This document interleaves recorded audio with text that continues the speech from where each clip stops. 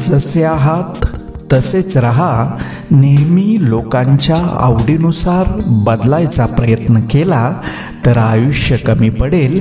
आपली वाटणारी सगळीच माणसं आपली नसतात, कारण वाटणं आणि असणं यात खूप फरक आहे.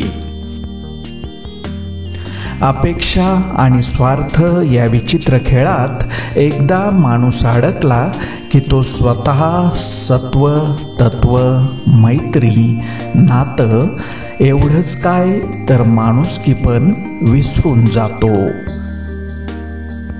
सुखी जीवन जगायचं असेल तर आपली परिस्थिती पाहून निर्णय घ्यावेत.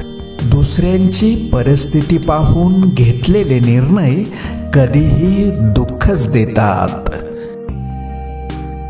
आयुष्यात कधीच कोणावर जास्त अवलंबून राहू नका, कारण अंधार पडल्यावर स्वतःची सावली देखील सोडून जाते.